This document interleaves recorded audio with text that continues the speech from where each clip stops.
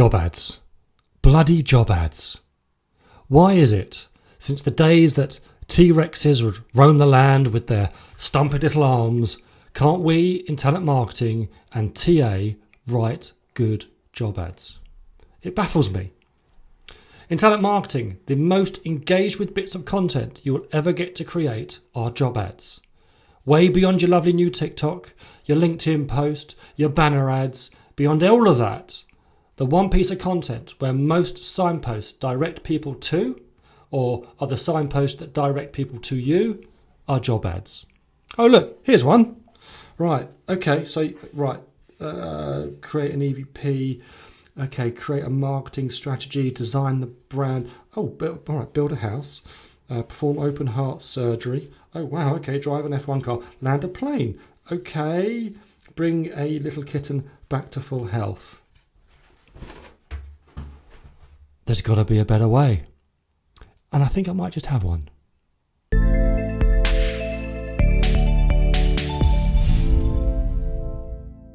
I get it. Job ads. We would love to improve them. And as easy as we think that should be, there can often be things in the way beyond our control that make it so very difficult. So, just a bit of a story. When I worked at IBM, one of the things that I identified in my first 90 days as needing significant improvement was the quality of their job ads, the way they were advertising them, the way they were displaying them on their career website. And to make a very long story as short as possible, we did a lot of work to educate hiring managers and recruiters and enabling them on how to write ads that, well, at the very basics, had a header, had a title that external audiences would naturally be searching for versus the internal jargon that was being used, which made no sense and were incredibly confusing, mucked up their SEO so they wouldn't even appear in rankings on things like Indeed and so on and so forth. And then we got deeper into the weeds of it, and we thought as much as positive as everyone's intentions were of wanting to update the job ads, in their operation what would usually happen was a hiring manager would create a job description, they would load it into an ATS. Because they weren't trained on how to write a good job ad, they thought that job description would suffice, and by the time they reached the recruiter, they would say, right, go live with this. And there was no time, or maybe sometimes no experience, to do the consultation needed. So you don't end up with job ads, you end up with job descriptions which are pushed through via a hiring manager, who obviously thinks they know what they're looking for, to a recruiter in a very tactical transactional relationship, and the hiring manager says jump, the recruiter says how high, and they push it live through the ATS, which then, depending on the technology you've got, will push it through to the job boards and your career site. So I know saying this is one thing. Doing this, for many reasons, human and technological, can be very, very challenging. And that was in IBM, a company you'd think was, ahead of the game and innovative and so on and so forth. But this can also work in medium-sized businesses. And what I'm noticing, especially based on a post I shared recently, is that increasingly teams are becoming under-resourced. Budgets are being cut and they're being stretched incredibly thin. So the luxury of having time to sit down with the hiring manager, go through their job description, turn that into a beautiful, concise, punchy, compelling job ad just isn't realistic. So again, using AI, I've created a tool which can help. It's not perfect. It will help spit out a job ad, not to the level that I know, Mitch Sullivan, if you're watching this, that you'll probably be happy with, but in the context of you're a one-person team, or you've got a few people in that team, but you're already stretched thin, this is going to be much better than getting a bog-standard job description and pushing it out. Let me show you how it works. So again, going back to my old friend Parody, which you may have seen me use before in a previous video where I went through how to do an ROI calculation. But you can come to this, and not just from a job ads. Again, I took it a step further, thinking that if you are a team or an individual that is stretched thin, then you can do this, you can program this where you can take an original job description, you can prompt the tool to do certain things to it depending on the prompts you give that are connected to your EVP or your employer brand's tone of voice and some of the sell messaging some of the other branding messages you might want to kind of weave through the final advert. But also, taking a step further, if you haven't got time, you can also then, if you've got a sourcer, or you have to do the sourcing yourself, it can create some boolean searches for you to use on databases. And also, if you really are stretched for time and resource, I've designed it so it can also create some really kind of quite robust competency-based interview questions based on the original job description that you put into it. So I'm just going to show you a bit around this tool and how it works. As I always say, if you would like this tool, then give me a shout, drop me a message, and I'll help you build something. But I'll give you kind of a sneak peek behind the curtain. And this is using fictitious kind of data just to show you how it would work. So you would come into Party Rock, you can build it using certain widgets, and you would have a section where you would enter the job description. I'm going to show you that in a minute.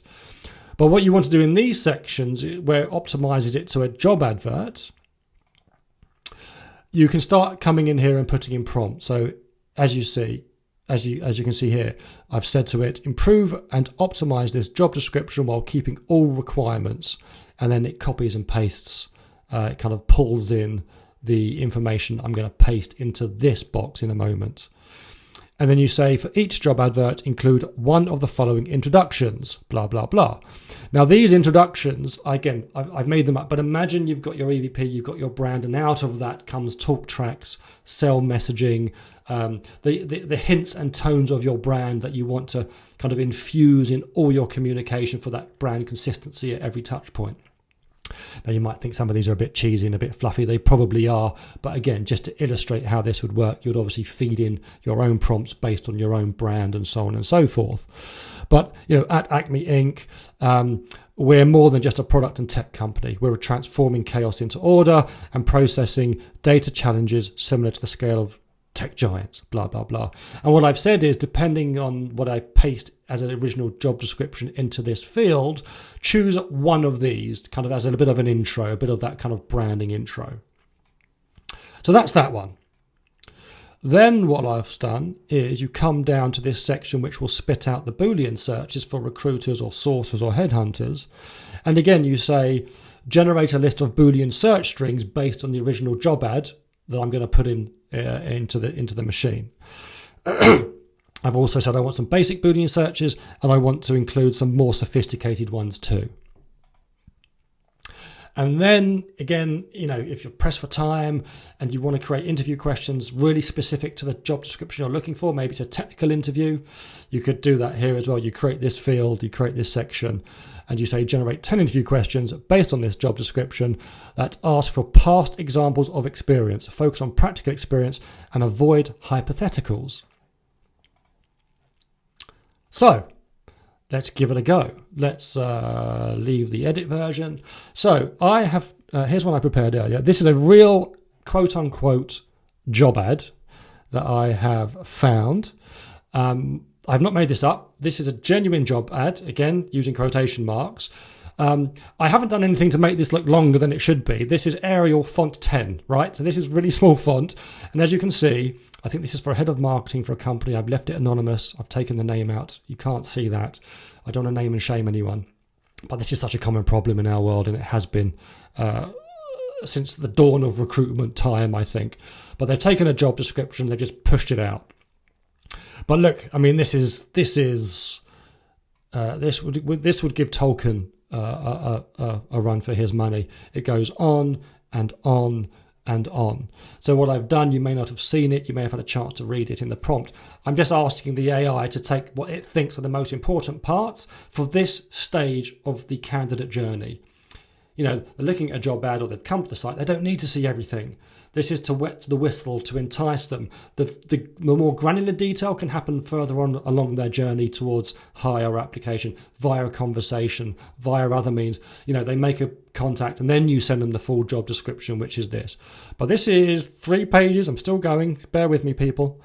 And again, you've got those typical mistakes that if you're not clued up in recruitment and marketing, bullet points as long as your arm, when really, if essentials, you should have no more than 5, desirables, really no more than 3 at this point of the candidate journey. But they've just thrown the kitchen sink at it. So anyway, I'm sure some of you will be you'll have a wry smile in appreciation and recognition of this issue that we have. But let's highlight all of this. So I'm going to highlight it. I'm going to copy that. Let's get rid of this. It's making my eyes bleed. And we're going to paste it in here. Done. I still can't believe how long it is.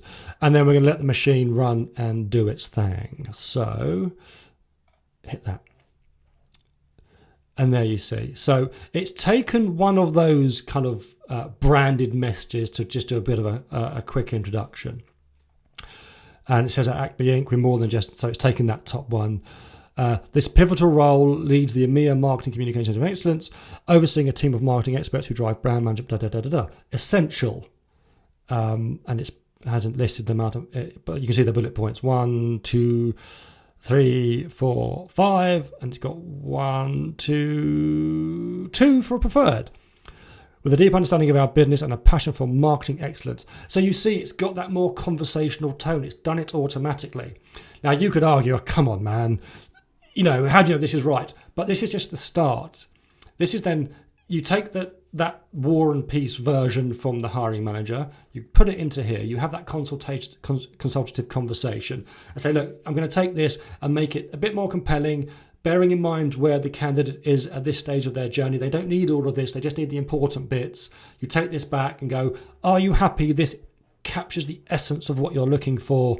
We can go into the details, if they engage and throw their hat in the ring. And it gives you that. If you thrive in a fast-paced, dynamic environment, again, dynamic, we're getting into the realms of bullshit bingo again, these cliched words that are used. But it's a start. It's the foundation for you to then go and, polish it, refine it, crystallize it in consultation with your stakeholder.